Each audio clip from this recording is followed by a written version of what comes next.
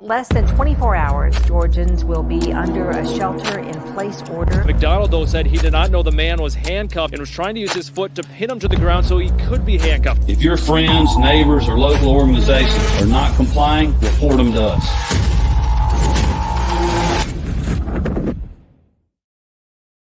Howdy, y'all, and welcome to the Free Georgia Podcast. My name is Jake Green. Thank you so much for joining me during this month of December.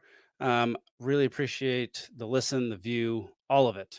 We've had a really good year thus far in 2023 as far as spreading the message of liberty throughout Georgia, having some events. This podcast has gotten more views than it ever has before, as well as our Thursday night podcast, which is live on YouTube and Rumble and Facebook and Twitter.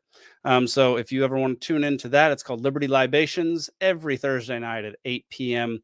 It's me and three other guys who have a drink and just talk the latest week's news, culture, politics, all that kind of stuff. And we just kind of have a good time. We have trivia every week. It's really fun. So if you haven't tuned into that, make sure you do so. You can find it on all audio podcast platforms as well. It's not just the video version, so you can get it on Apple Podcasts, Spotify, all of the above.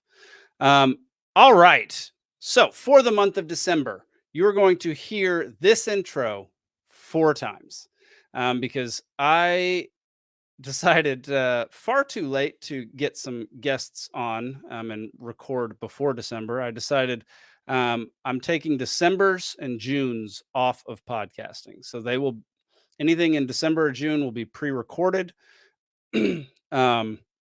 Liberty Libations on Thursday nights will go on without me. We will have guest hosts for the Thursdays that I will not be there. My company will still produce all of the podcasts, but I will not be the host. Just every now and then, it'd be nice to just have a month off from doing this. I love doing it. I would like, everybody likes time off. I got a million house projects that have piled up. And so time to do those. So don't be alarmed if you hear this intro repeatedly.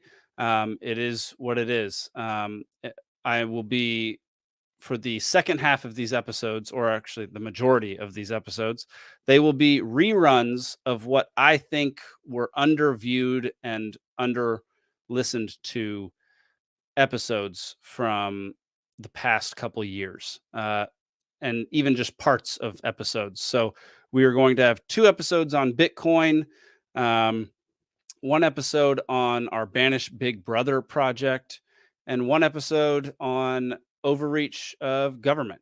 And so these are all episodes that we have previously aired. Shane Hazel is the guest on 2 of them.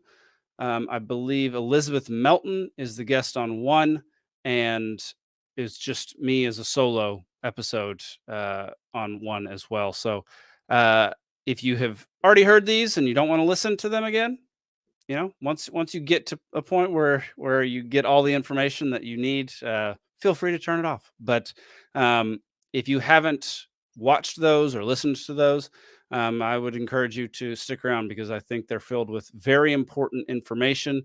I chose 2 Bitcoin ones because of what is happening with Bitcoin and because of what is happening with inflation and the dollar. And so I chose 2 with Shane Hazel, who is the Georgia Libertarian guru, I guess, on Bitcoin. And so, I think it's a good time for more and more people to learn about Bitcoin, for you to be able to share this with friends and family at your holiday gatherings, at your Christmas gatherings. So that's what this month is going to be. It's going to be a few reruns with this particular intro, during which I will talk about lpgeorgia.com. Go to lpgeorgia.com if you have any questions, if you need to renew your membership, if you need to learn about what we believe as far as libertarian philosophy, what we're doing around the state of Georgia to spread freedom and liberty and to try to limit the size of government and get our folks into government positions to help us do that. We have all sorts of information on our website. So go there. You can also reach out to any one of us. We are always happy to talk about liberty and our philosophy and why we believe it and what the basis of our philosophy is, because I think it's very, very misunderstood in today's world. So please feel free to reach out through that. You can reach out to me personally through the Jake Green on Twitter, or podcast at lpgeorgia.com if you want to email. And then you can also go to LP You can go to Twitter at LP Georgia to message us there as well if you would like to. Also, if you're interested in coming to the 2024 convention, tickets are currently $75 as of December 4th. On December 6th, they go up to $85. The convention is the 26th through the 28th of January. It is down in Conyers, Georgia at the VFW. All the information that you could possibly need as to accommodations, where it's at, who's speaking is on our website. Once again, we have some great speakers coming. We have Spike Cohen, Shane Hazel, Sarah Higdon, Adam Nutter.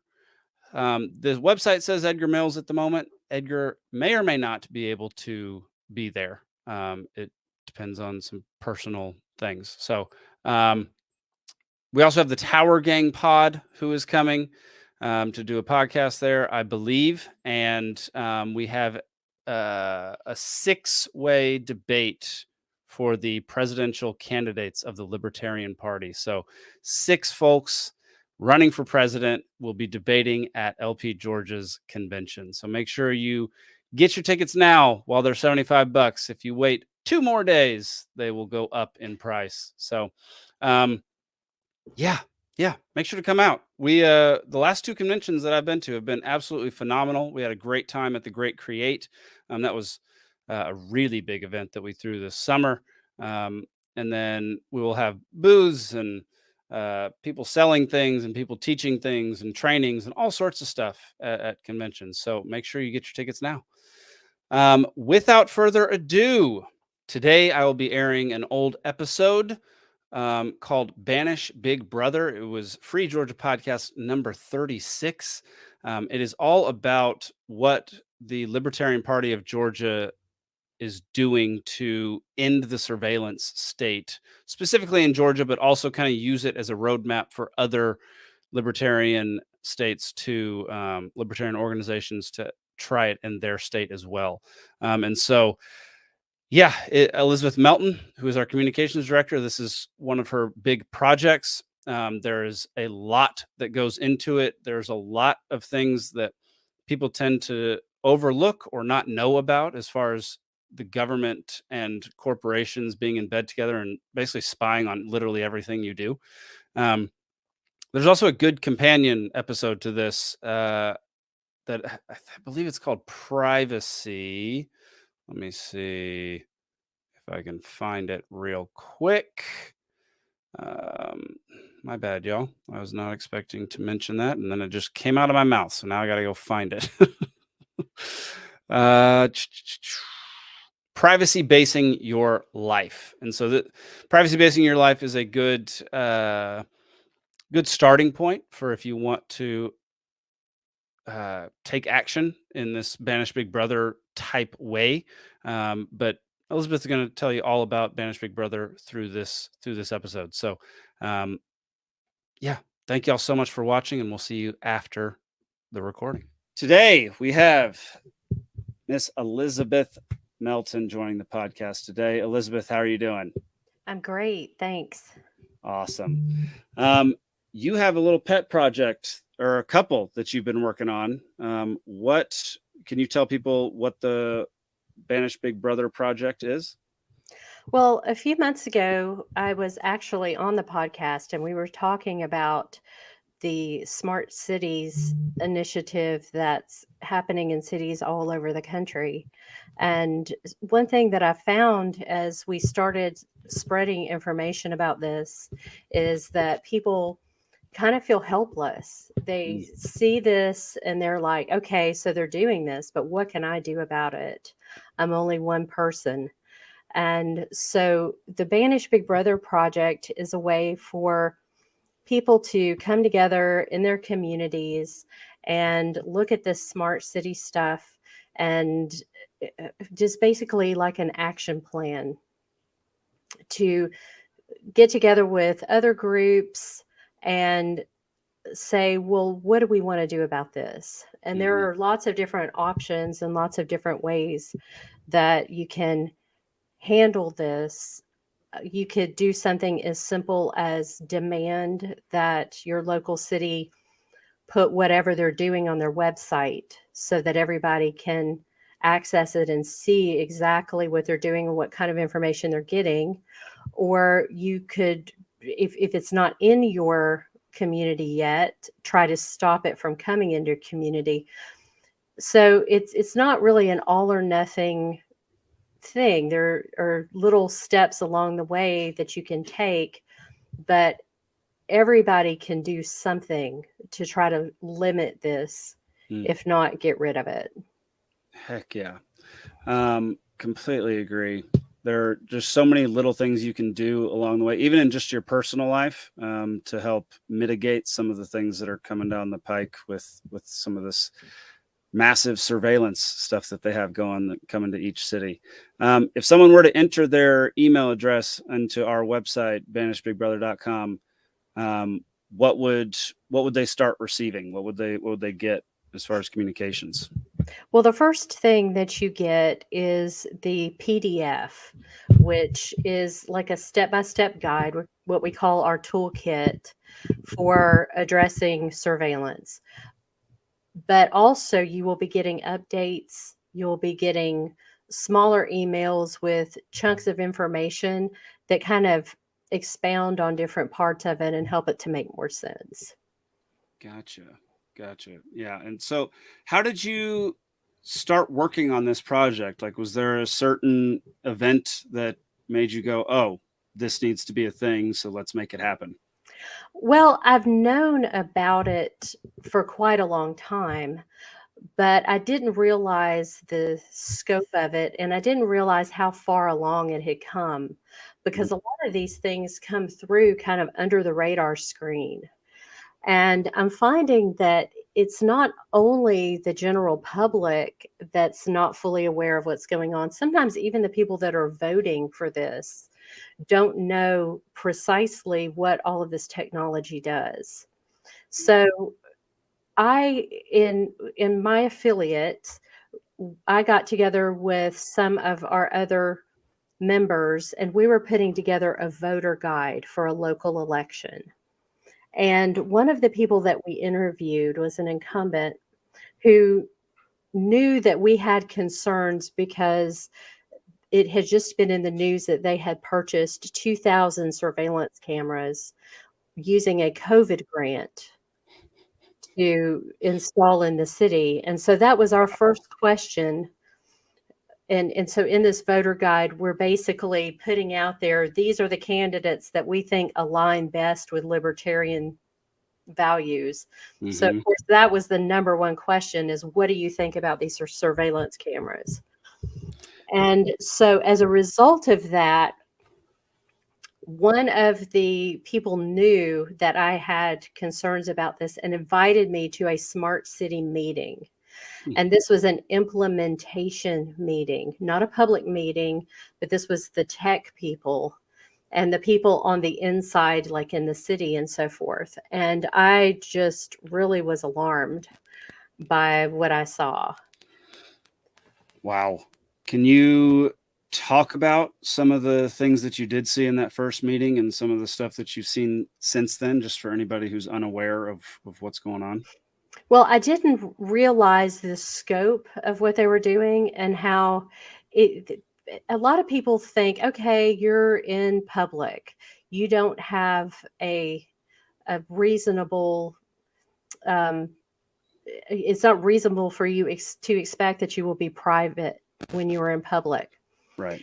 And so that kind of makes sense, is if you're walking down the street and someone walks by and takes your picture, there's not a whole lot that you can do about that.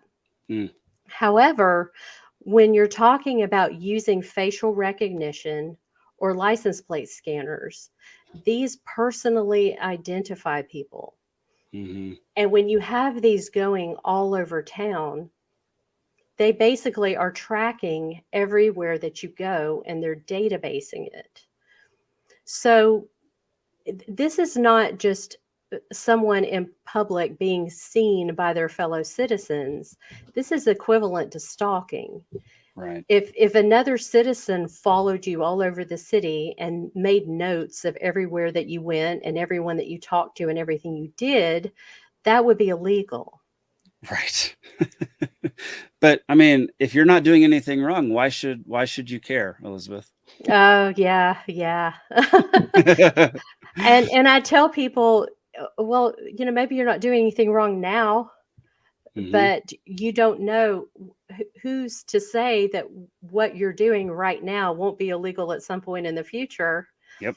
And this come back to haunt you. And that sounds, I know when I talk about these things, a lot of times people, it sounds kind of hyperbolic, like I'm exaggerating, but we have to look at real life examples of how this has been used in the world.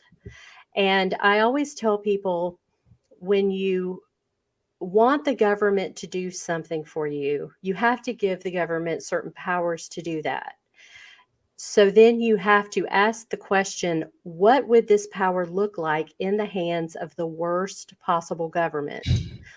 Whether that be totalitarian or whether that just be an incredibly inefficient government, either way, you have to ask that question, because by all the laws of probability, at some point you're going to get a really horrible government. And so when you think of some of the ways that this has been used, like in Myanmar, there were people who were opposed to the military there. They were peacefully protesting, speaking out against the military. Then the military has a coup and they're in power. Some of those same activists, using this same technology that they are implementing now, use that technology to find them, hunt them down, and execute them. So that is an extreme example. Will something like that ever happen here? My goodness, I hope not. But we have to consider, if you're thinking that this cannot be used in those kinds of ways, then to me, that's just being willfully ignorant at this point, because that should always be in the back of your mind.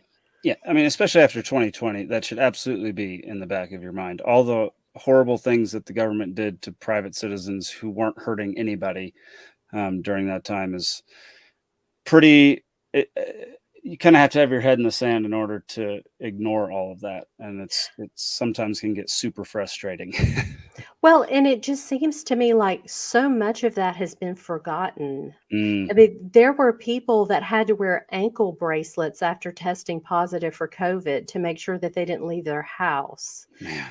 I mean, that happened in this country, and people just, it's like it never happened, and they just forgot about it.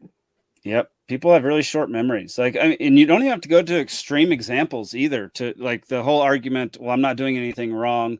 Well, at some point you could be doing something that they consider wrong. Like FDR banned gold, like something as simple and as intrusive to your economic freedom as that. Like that happened during the 40s or during the 30s, I guess. And things like that have happened many, many, many times over the last 80, 90, 100 years. And they're going to keep happening, especially when the surveillance and the watchful eye gets bigger and bigger. And it really doesn't matter where you fall on the political spectrum. Right. This should matter to you. And I have like a couple of examples. So if you are a right-leaning person, you probably take your gun rights serious. So they're going to know every time you go to a gun store. And when they start marrying these databases together, because there are a lot of places like in Cobb County, they are just rolling out an initiative to get people with private cameras to join them into the system. So that means if there are private cameras, they could even be keeping track of what you're purchasing. And if you add like the CBDCs, then they see your actual transactions. So all of this is coming together. It's called the mosaic effect. So in the same way, a mosaic, if you see one tile, it doesn't really tell you a lot. But when you zoom out and you see a lot of little tiles, it makes a big picture. And so these little tiny pieces of data that you produce as an individual, when they start marrying all these together, it gives them a very clear picture of your life and who you are. So if you go to a gun store and say that the gun laws change, they'll know what you have. Yeah. There recently with the Roe versus Wade decision, there was talk of an abortion law that would penalize someone that left the state to get an abortion and come back. Well, if they're going to know that you went to the CVS and purchased a pregnancy test and left the state, that could set you up for suspicion. And so all of these different things, it doesn't matter where you are in the political spectrum, it should matter to you. You should not want this to happen. Right. Yeah, that absolutely makes sense. And as well as like just if let's say the Democrats are in charge right now, and you're a Democrat and you're all for some of these things because you don't like what the Republicans are doing. Well, as soon as the Republicans get in power, they're going to use the exact same things against you. And so the best, so that no matter who's in power, your rights can't be trampled. Right. And we never know when the political winds are going to change. So yeah, it's just better. You don't want these kinds of things out there, no matter even if you like the people who are in charge at the moment. Right. And we like speaking of like government interacting with private citizens and using private cameras for surveillance. We talked about an article on Liberty Libations where a guy in the UK had his smart home shut down because a delivery driver thought he heard a racial slur over the intercom, over the Ring doorbell. And so he had his whole Amazon smart home shut down because a delivery driver thought he heard something. Right. I don't think that people really have an appreciation for exactly how valuable your data is. And so it's just like all of the pictures all over social media. Clearview AI, which is a company that helps to drive a lot of this facial recognition software, it regularly scrapes social media to get images for people. So think about that, where they do the 10-year posts that people will put up. This is what I looked like 10 years ago, update it. Well, they're getting updated information while you do that. And so I know a lot of people, they think that I'm a little extreme because I don't put my picture out there. And to me, that's part of my data. That's valuable. It's a valuable thing that I possess. And so I'm very particular about who gets that data. And so every time you go to a grocery store and use a rewards card or whatever, at least in those situations, those people are giving you something in return for your data. Any social media or Google or whatever that you use is free. It's not really free. You're exchanging your data for that because it's something valuable.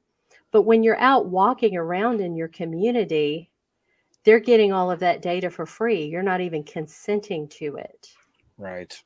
And most of these companies, the technology is owned by corporations that are in partnership with the government. So they're still getting your data for free. Right. But in this case, you're not even getting anything in return, like a store discount or, free social media. You're getting things in return. It's just things you don't want. Well, yeah. Good point. What's the quote? It's if something is free, then you're the product. That's right. That's right. Yeah. And that applies so much. I think, one of the things that happened was like technology of today came so quickly that no one really had time to adjust to it and understand that every single bit of information that you put into a computer is valuable and can be used for you or against you, and can be valuable to you. You can there are certain companies out there. I know UBDC, I can't remember the name of it, but UBDI, they used to, basically you were able to say, this data is okay to sell and I want a profit share from it. This data is not okay to share. And you connect it with all your websites, everything that you do online, and it will cut off certain sources from knowing certain things about you and knowing parts of your data. And there are services like that popping up now, which are going to become really valuable as people start to learn that their information is a valuable asset.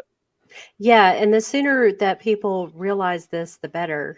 Mm-hmm. And anything that you put into a cloud, you don't own. Correct. And so the Medicare, I guess, is sending out all of these free bracelets for all of the older folks to wear so they can keep track of their heartbeat and their oxygen levels and all of this stuff. And it all goes into a cloud. And Yuval Harari, for those who are not familiar with him, he's kind of an interesting person because he's out there. While he's pushing all of this, he's at the same time warning us what's going to happen with it. But he's like, if you're in North Korea, you listen to the great leader give a speech, you're wearing this bracelet, you can sit there and you can smile and you can clap and pretend that you like it. But if they have that data with your heartbeat and your respiration and all of that, they know your true reaction. And again, that's an extreme example, but it's not out of the realm of possibility. Yeah, you're darn right. So with this Banish Big Brother project, when they get the toolkit, what's the first thing that someone could easily do to start fighting against this whole surveillance state? Well, they could get in touch with us for one thing, because then we can offer them support. And then when we work together with other communities, that's also helpful. But one of the first things you can do is just file an Open Records Act request in your community and find out exactly what they have and what they're doing with it. Yeah. And this isn't just limited to major cities like Atlanta. It's going to be smaller towns and communities. Is that correct? So the first rollout was with the big cities, but now the second, what I call the second tier cities, it's already in all of those as well. So if you live in a good sized city, even if it's not a huge metropolitan area, you already have this. Now they are in the process of rolling it out to some of the smaller cities. But the goal, they expressed in this meeting that I attended, that the goal is to have 500 smart cities by the year 2025. So if you do the math, that's around 10 per state. So if you live in any city of any size, you're going to be in somewhere in the development process. So how do things like this pass? Like, do things like this have to go through a voting procedure of your, local city council, or can the local police department just start implementing things like this? So it varies. Some police departments and law enforcement agencies can get grants so that they can get all of this technology for free. And in some cases, they do this, and the elected representatives have no idea. Mm-hmm. In other cases, the cities, whether it's the county commission or a city council, they do vote on it. But in some of those cases, even they are not 100% aware of what they're voting for. They haven't done the research. And there's this tendency whenever somebody gives you a grant, it's like, oh, well, this is free money. Let's just take it. Mm-hmm. And they don't even look into what they're doing with the money and whether it's a good idea. It's just this attitude that if it's free, we should just automatically take it. Yep. That's one of the biggest problems is people don't free money is hard to turn down, and free money is never free money in the end. Exactly. And almost all of this is being funded through grants. Right. There's not a lot of taxpayer dollars used to implement it. Now, some of the things like some of the smart street lights, there was a question as to why are these costing us so much more to run these smart street lights? They're LEDs. Shouldn't they be less expensive? Mm-hmm. And this is something that came up in my city council. Well, it's because they're loaded with surveillance, and the city council members didn't know that, but now they're already in place. Yeah. Yeah.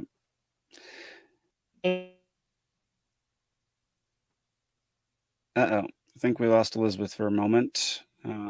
She came back for just a second, but I mean, she's completely right about people not understanding what is in the bills that they're passing.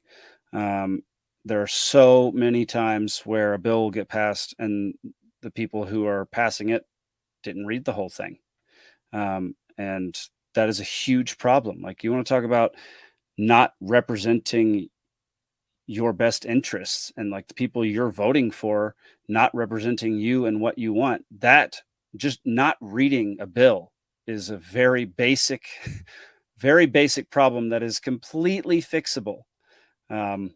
It's just it's unfathomable to me that you're in charge of telling people what they can and can't do, which I think is bogus, but you're in charge of telling people what they can and can't do, and you're not even going to read the entire bill and strive to understand it. That is unbelievable to me. All right, Elizabeth, you're back on. Sorry about that. That's all right. I just picked up where you left off. I think we can wrap up there, Elizabeth. I think this is a good point for people to go to banishbigbrother.com, enter your email address, and get your toolkit on how to fight these smart cities and how to fight against mass surveillance of you and the people around you. Well, there are a couple of things coming up, and Sweet. one is on July the 17th. Okay. I'll be giving a presentation on all of the technology, exactly how it works, some of the drawbacks. And that is sponsored by our Gwinnett County affiliate. And that will be at St. Michael Independent Old Catholic Church in Loganville. Okay. Awesome. And then in the fall, we are doing we're calling it the Banish Big Brother pub crawl. Nice. Which is going to take place in Savannah. So Savannah, perfect place for that. Yeah, Savannah has an unusual situation in that they can't just go and speak at their city council. The city council has to vote on whether or not they want to hear what you have to say. So they're kind of limited as to getting their voice out. So we've decided that we're going to do the pub crawl there, and so we hope that people will come and join us. We're going to be wearing masks and clothing that's the clothing like with faces on it that's supposed to thwart the facial recognition. Right. And then we'll have signs and stuff, and we'll go around to some different pubs and also do a tour of the surveillance, just point out cameras and things like that. And Mhm. hopefully get a lot of people asking questions and saying, hey, what are y'all doing? I'm picturing a bunch of oddly dressed ninjas walking around town pointing at streetlights. Exactly, exactly. And so these are the kinds of things that will help bring attention to the problem. It's like, okay, if you won't listen to us one way, maybe you'll listen to us another. So that we don't have a date for that yet, but it should be in the early fall. So if anyone wants to follow us on Eventbrite or just tune in to um, our website Mhm. and keep looking, we'll have a date out soon. I love it. I love it. Well, Elizabeth, thank you so much. Really appreciate you doing all this work and fighting, these things that almost no one has heard of. I didn't even know about them until you told me about them, last year. So, I think it's super important work, and I think more people need to understand what's going on without them realizing it. Well, thank you. Thank you for having me. Absolutely. And y'all go to banishbigbrother.com, enter your email address, get on that email list so that you can get updates. And we're going to, like Elizabeth said, there's going to be events. And you can go to lpgeorgia.com for a lot more information on the Libertarian Party of Georgia, as well as events that we host, like Range Day and the Brushfire public speaking and all that kind of stuff. All right, y'all. Thank y'all so much for tuning in to the Free Georgia podcast this week. Really appreciate it. Make sure you go visit lpgeorgia.com for any questions about the Libertarian Party. You can message me via Twitter at @thejakegreen. You can also follow us on Twitter at lpgeorgia. We're also on Facebook and Instagram. Instagram is Libertarian Party of Georgia. Facebook is also Libertarian Party of Georgia. We have a lot of followers on Twitter and Facebook. So if you want to interact with the most amount of libertarians, that's the place to do it. We're still growing our Instagram account, and you can hop on there and help us grow it. That'd be fantastic. Again, make sure you buy your convention tickets. They're on sale for they're on sale for $85 at this point. If you're listening to this, they're probably on sale for $85 at this point. So get them now. It's going to be a great time. I'm going to be at the convention. I know Shane is going to be at the convention. Just a bunch. It's going to be awesome. It's going to be a fantastic time. So make sure you get your tickets now. That'll do it, y'all. Thank you for a phenomenal year once again. Really appreciate it. Love doing this show. Love talking liberty and trying to spread it throughout our state and our nation. So that'll do it. Y'all have a good week. Peace.